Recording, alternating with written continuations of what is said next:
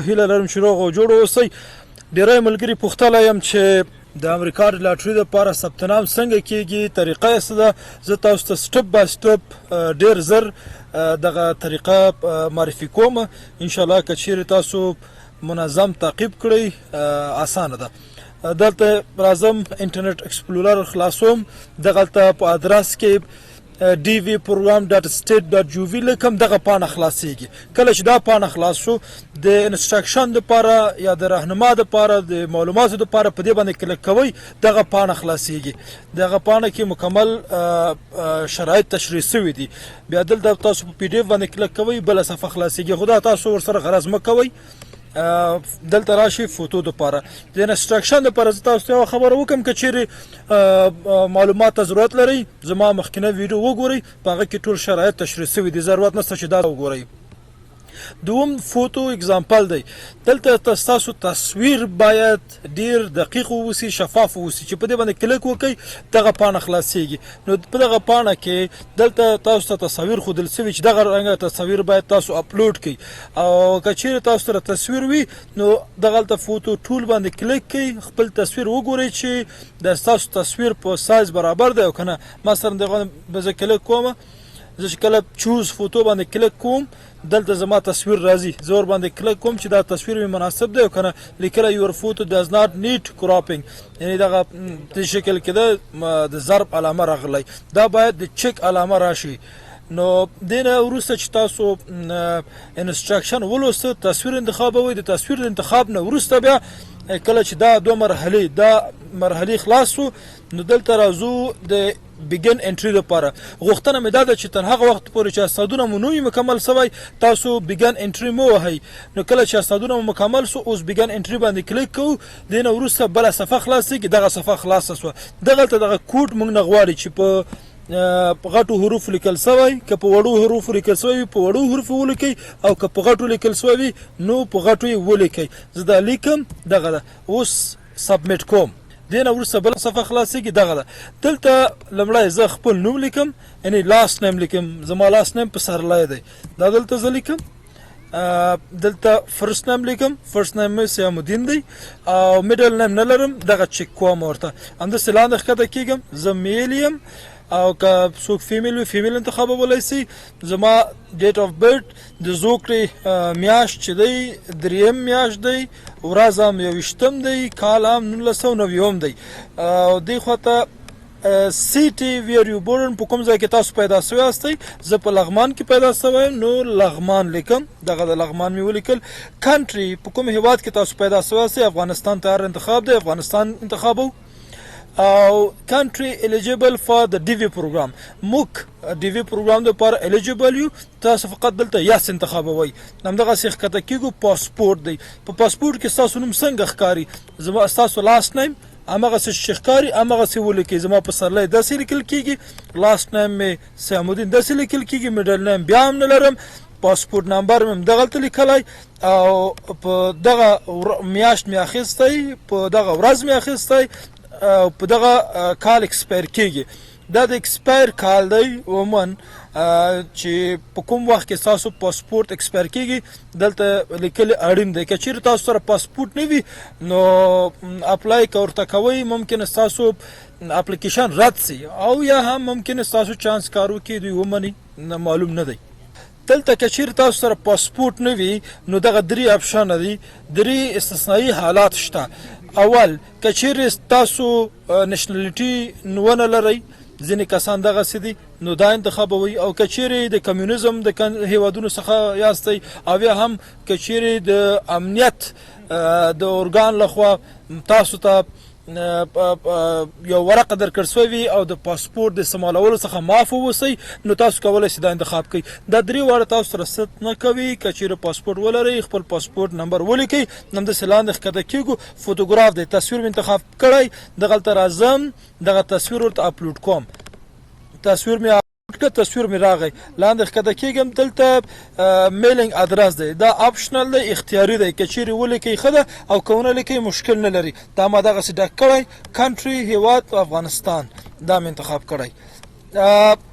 دلته country where you live today اوس په کوم ځای کې اوسېږئ زه افغانستان انتخابوم او فون نمبر زه ورته لیکم دغه زما تلیفون شمیره ده ایمیل ادرس مې دغه ده دا ایمیل ادرس دی دواړه ایمیل ادرسونه باید یو شان وي او دا ضرور دی که چیرې یو شان نه اوسي بیا غلطیږي او ستاسو د زده کړې کچه څومره ده زما تر دکتورا پورې دی که چیرې تاسو ماسټر هسته یا پوهنتون مو لوستی وي او یا هم د مکتب نه فارغ هستی همغه انتخاب کړئ ورته همدغسې ښکته کېږو دلته what is your current material state یعنې ستاسو اوسنی وضعیت څنګه دی تاسو واده کړی واده نه ده کړې څنګه یاستئ دلته unmarried یعنې تاسو واده نه ده کړې او بل میریډ تاسو واده کړی ولې ستاسو د ژوند ملګری امریکن سټیزن نه دی دا بل چې دی واده مو کړی ولې ستاسو د ژوند ملګری امریکایي پاسپورټ لري یا ډیورسي دی مثلا طلاق مو اخیستی وي او یا هم کونډه وي او یا هم په قانوني ډول تاسو یو بل څخه بیل شوي یاست لیګل سپریټډ همدې ته وایي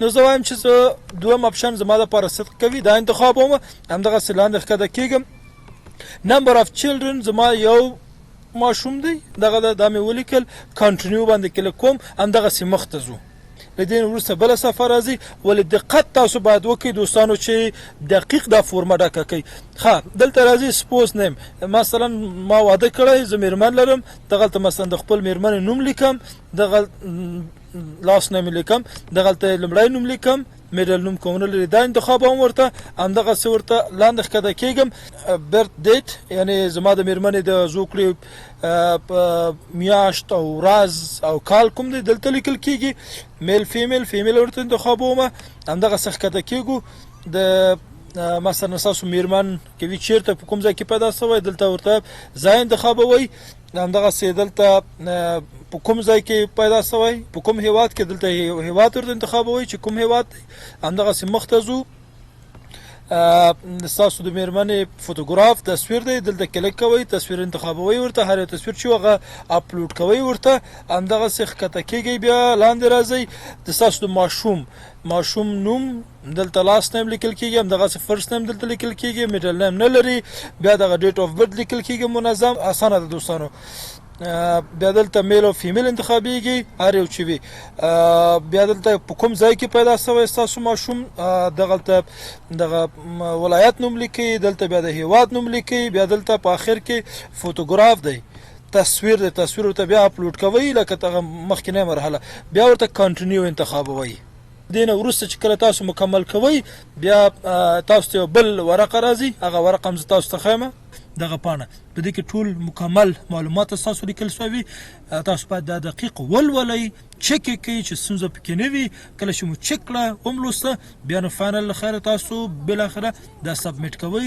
سپارئ دا مثلا ایمیل ادرس دی هر څه جوړ دی مشکل نه لري نمبر اف کیټ لیکل شوی دی دا پارت 2 دی د پارت 2 موضوعات زه ګورم چې هغه کې ستونزه نه وي مشکلات نه وي تاسو وګورئ یعنی د کې هیڅ مشکل نشته ستونزه پکې نشته زه پکې مشکل نه لرم ایمیل ادرس دغه نه وروسته بیا سبمیټ باندې کلیک کوو په دغه سبمیټ باندې زه کلیک کوم سبمیټ کوم له خیره بیا دغه نه وروسته یو بله پاڼه خلاصېږي هغه پاڼه زه تاسو ته اوس ښیم دغه نه وروسته په آخر کې تاسو ته دغه یو پاڼه راځي دا پاڼه باید تاسو مکمل ځان سره کاپي کړئ ځان سره باید وساتئ ولرئ پرنټ یې کړئ دغلته د پرنټ فرصت شته دی او د پی ډي اف په شکل هم له ځان سره وساتئ دغه ټوله مرحله دوستانو ډېره اسانه ده ولې ستاسو معلومات باید دقیق واوسي غلط معلومات باید پکې ونه لیکئ سپیلنګ مسټیک باید پکې نه وي نومونه باید دقیق واوسي او ستاسو د کورنۍ نومونه باید پکې دقیق واوسي او هغه کسان چې د 18 کالو څخه کم وي دوی باید د مور او پلار او یا د وارث سره یو ځای خپل اسنادونه تسلیم کړي ثبت نام وکړي او د کوم کسانو چې عمرونه د 21 کالو څخه پورته وي دوی باید مستقل ځان ته اپلیکیشن ډک کړي او اپلیکیشن سبمیټ کړي داسې هم کېږي یو بل طریقه هم شته یو چانس بل هم دی ښځه او مېړه کولی شي چې بیل اپلیکیشنونه ډک کړي مثلا زه ځان ته یو اپلیکیشن ډک کوم او میرمن مې ځان ته یو اپلیکیشن ډکوي ما بیا میرمن مې په خپل اسنادونو کې اضافه کوي او زه مې خپل میرمن په خپل اسنادونو کې اضافه کوم نو دا په دغه حالت کې بیا کاغه ګټونکی سي نو دغه په جام کې زه هم حسابېږم دغه په واسطه زه هم کولی شم چې ولاړ شم امریکې ته او که چیرې زما لاټري وزي او زه ګرین کارت اخلم بیا زه کولی سم چې خپل میرمان او لور مې ځان سره امریکا ته ویسم دا دغسې معنی لري چې تاسو په عین وخت کې دوه چانسه لرئ او دغه دوه چانسه وازمئ انشاءالله چې الله مهربان ذات دی او ستاسو چانس او بخت به کار وکړي او مثبت به وي انشاءالله چې تاسو ورته کامیاب سئ. بیا هم تاسو وایم چې معلومات باید دقیق واوسي. اکثره دوستان په نور باندې اپلیکیشنونه ډکوي معلومات دقیق نه وي او هسې د سره تېروي او د اپلیکیشن سبمیټ کوي چې له امله د ډېری کسانو اپلیکیشنونه ریجکټ کېږي او یا هم ردېږي. تاسو ته بیسټ آف لک ښه وخت او ښه چانس غواړم. اپلای وکړئ که چیرې بیا هم کومه ستونزه مشکل و په کمنټ کې ولیکئ زه خدمت کې یم او دا ویډیو باید دوستان سره شریک کړئ چې ټول دوستان خبر سي ټول باید اپلای وکړي. په دې هیله یم چې افغانستان له خره دغه اوسنی بحران نه ووځي. زه هېڅکله نه غواړم چې افغانان باید د افغانستان نه ووځي ولې دا یو فرصت و چې افغانان کولی سي چې یو بل هېواد ته هم لاړ سي هلته هم ژوند وکړي او دغسې خپل بخت وازمایي. په کل کې تاسو په لویه بخښونکي څخه تعالی سپارم. مننه.